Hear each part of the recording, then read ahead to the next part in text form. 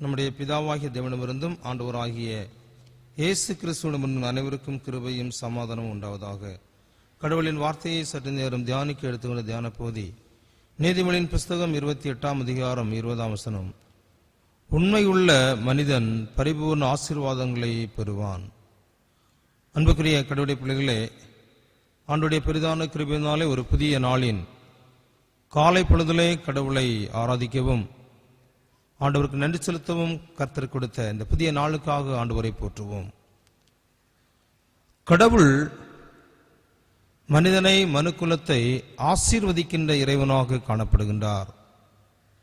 ஆண்டவர் படைப்பிலேயே எல்லாவற்றையும் படைத்து மனிதனுக்கு எல்லாவற்றையும் கொடுத்து மனிதன் மகிழ்வோடு சந்தோஷத்தோடு வாழ வேண்டும் என்பதற்காக எல்லாவற்றையும் கொடுத்து அவனை ஆசீர்வதித்தார் என்று சொல்லி நாம் ஆதியாகம புஸ்தகத்திலே வாசிக்க கேட்கிறோம். சங்கீதம் 115 10 முதல் 15 வசனங்களிலே இங்கே தாவீது சொல்கின்ற பொழுது, கடவுள் நம்மை நினைத்திருக்கிறார், அவர் நம்மை ஆசீர்வதிப்பார். ஆண்டவர் தம்முடைய பிள்ளைகளை நினைவிலே வைத்து ஒவ்வொரு குடும்பங்களையும் பிள்ளைகளையும் அவர் ஆசீர்வதிப்பதற்கு போதுமான தந்தையாக, போதுமான இறைவனாக இருக்கிறார் என்று சொல்லப்படுகிறது. அது மட்டுமல்ல, அதே வசனங்களை பார்க்கும் பொழுது கடவுள் குடும்பங்களை ஆசீர்வதிக்கிறார், பிள்ளைகளை ஆசீர்வதிக்கிறார், பெரியவரையும் சிறியோரையும் கர்த்தருக்கு பயப்படுகிற அனைவரையும் கடவுள் ஆசீர்வதிக்கிற கடவுளாக தாவீது கூறுகிறான். அப்படியானால் கடவுள் உலகத்தை படைத்து மனிதனை அவர் ஆசீர்வதித்து வளமோடும் மகிழ்ச்சியோடும் நிறைவோடு கூட வாழ வேண்டும் என்பதே கடவுளுடைய சித்தம் என்பதை புரிந்து கொள்கிறோம். அதை எண்ணாகமம் 24:1 இறைவன் சொல்கின்ற பொழுது, இஸ்ரவேலை ஆசீர்வதிப்பதே எனக்கு பிரியம் என்று கடவுள் சொல்லுகின்றார். அப்படியானால் எந்த மனிதனும் துன்பங்களோடு, வியாதியோடு, கவலையோடு, கண்ணீரோடு வாழ்வது இறைவனுக்கு பிரியமில்லை. துன்பத்தோடு, துக்கத்தோடு, வியாதியோடு வாழ்வது சாத்தானுக்கு தான் பிரியம். சாத்தான் தான் அதை கொண்டு வந்து பல வேளையிலே கஷ்டங்களை, துன்பங்களை நமக்கு தருகிறான். கடவுளுடைய பிரியம் என்ன? ஜனங்கள் மகிழ்ச்சியோடு ஆசீர்வாதத்தோடு இறைவனுக்கு ஏற்புடைய மக்களாக வாழ வேண்டும் என்று இறைவன் விரும்புகின்றார். அப்படியானால் திருமுறையில் 3 விதமான ஆசீர்வாதங்களை பார்க்கிறோம். ஒன்று, உடல் சரீரம் சார்ந்த ஆசீர்வாதம், சரீரத்துக்கு தேவையான வளங்களை கொடுத்து குடும்பங்களை ஆசீர்வதிப்பது. இரண்டாவது, ஆவிக்குரிய ஆத்தும ஆசீர்வாதம், ஆத்மாவுக்கு தேவையான வளங்களை கொடுப்பது. அதே மாதிரி ஆவிக்குரிய ஆசீர்வாதம், இவைகளை கொடுத்து தன் பிள்ளைகளை முழுமையாக ஆசீர்வதிக்கிறார். அது மட்டுமல்ல, இம்மைக்குரிய ஆசீர்வாதமும் மறுமைக்குரிய பரலோகத்துக்கு அடுத்த ஆசீர்வாதம். இந்த உலகத்தோடு நம்முடைய வாழ்க்கை முடிந்து போவதில்லை, நமக்கு அழியாத விண்வாழ்வு இருக்கிறது. அந்த விண்ணரசின் வாழ்வையும் ஆண்டவர் நமக்கு தர வல்லமையான இறைவனாக இருக்கின்றார். இந்த உலகத்திலே உடல் ரீதியான ஆசீர்வாதங்களை பெற்றவர் பல வேளையிலே விண்ணரசின் மகிமையான ஆசீர்வாதத்தை இழந்து விடுகின்றார்கள். உலகத்திலே வாழ்கின்ற பொழுது சுகபோகமான வாழ்க்கை இருக்கிறது, நல்ல செல்வம் இருக்கிறது, பணம் இருக்கிறது, கார், பங்களா, உலகத்தை நன்றாக அனுபவிக்கிறார்கள். ஆனால் பரலோகத்திலே அதை இழந்து விடுகின்ற சூழல் இருக்கின்றது. திருமலை ஐஸ்வர்யவான் லாசருடைய வரலாற்றை நாம் வாசிக்கிறோம்.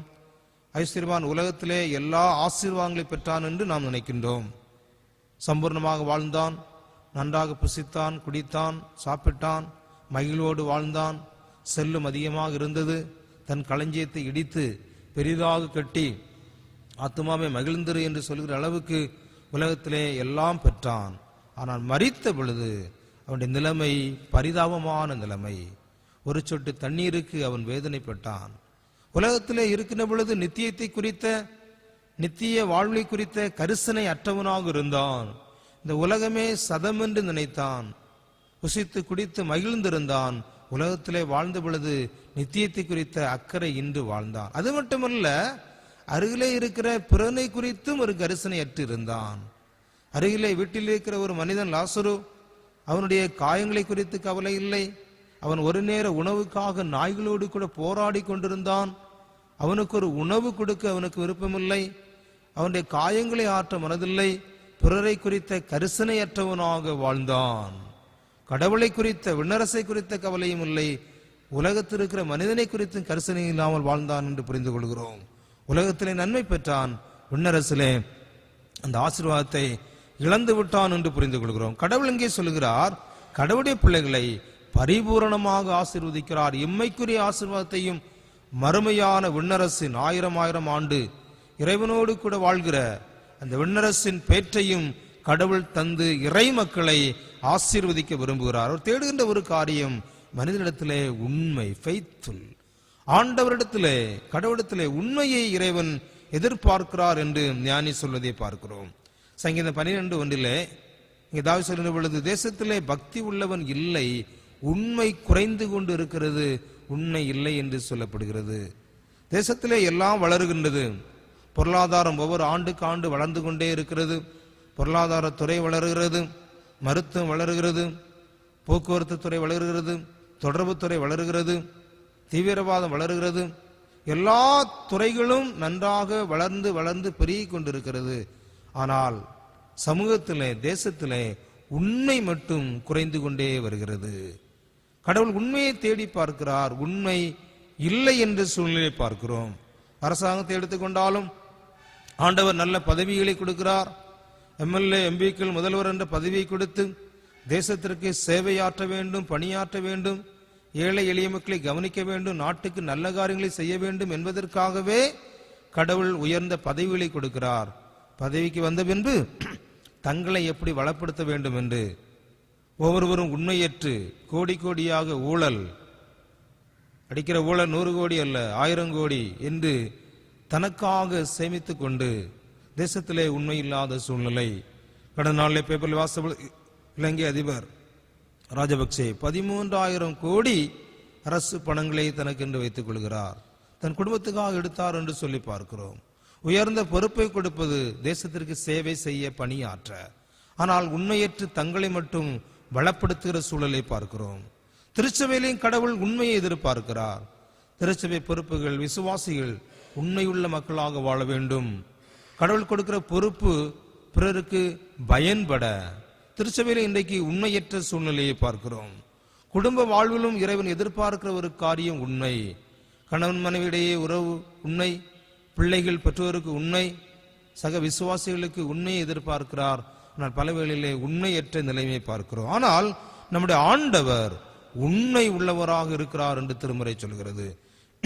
1 தெசலோனிக்கேயர் 5:24 உங்களை அழைத்த கடவுள் உண்மை உள்ளவராக இருக்கின்றார்.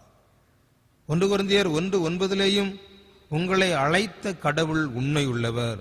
2 தெசலோனிக்கேயர் 3:3, 2 தீமோத்தேயு 2:3 ஆண்டவர் உண்மை உள்ளவராக இருக்கிறார் என்று வேதம் சொல்லுகிறது. நம்முடைய ஆண்டவர் உண்மை உள்ளவராக இருக்கிறார். அவர் நம்மை அழைத்ததிலே உண்மையோடு கூட இருக்கிறார். ஆண்டவர் நம்மை, பாவத்திலே இருந்த நம்மை, அக்கிரமத்திலே இருந்த நம்மை ஆண்டவர் இயேசு கிறிஸ்துவுடைய சுய ரத்தத்தினாலே நம்மை மீட்டு ரட்சித்து அழைத்து இறை மக்களாக வாழ வைத்திருக்கிறார். இறைவனுடைய அழைப்பிலே அவர் உண்மை உள்ளவராக இருக்கிறார் என்று புரிந்து கொள்கிறோம். அது மட்டுமல்ல, எபிரேயர் 10:23 சொல்லுகிறது, ஆண்டவர் தான் கொடுத்த வாக்குறுதியிலே, அந்த வாக்குத்தத்தத்திலே அவர் உண்மை உள்ள இறைவனாக இருக்கிறார். ஆண்டவர் கொடுத்த வாக்குத்தத்தங்கள் எல்லாம் ஆமென்றும் ஆமென் என்றும் இருக்கிறது. பொய் சொல்ல அவர் மனிதன் அல்ல, மனமாற அவர் மனு புத்திரன் அல்ல. அவர் கொடுத்த வாக்கு உண்மையாக இருக்கிறது. ஆபிரகாமுக்கு வாக்கு கொடுத்தார், நான் உன்னை ஆசீர்வதிக்கவே ஆசீர்வதிப்பேன், உன் சந்ததியை வானத்தின் நட்சத்திரத்தை பார், பூமியிலே இருக்கிற மணலை பார், அவ்விதமாக உன்னை ஆசீர்வதிப்பேன், உன் சந்ததி பூமியிலே பெரிதாக காணப்படும், உன் நிமித்தம் உலகத்தை ஆசீர்வதிப்பேன் என்று கடவுள் சொன்னார்.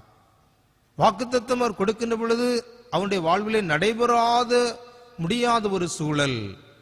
ஆபிரகாமுக்கு 100 வயது, ஆனால் மனைவி சாராளுக்கு கற்பம் செத்துவிட்ட ஒரு சூழ்நிலை. நடைபெறாத முடியாத சூழல் இருந்தாலும் கடவுள் கொடுத்த வாக்கிலே உண்மை உள்ளவராக இருந்து அதை நிறைவேற்றினார், அவர்களை ஆசீர்வதித்தார் என்று திருமலை புரிந்து கொள்கிறோம். ஆண்டவர் கொடுத்த வாக்கிலே உண்மை உள்ளவர். மனித வாழ்க்கை பலவேளை உண்மையற்றதாக இருக்கிறது.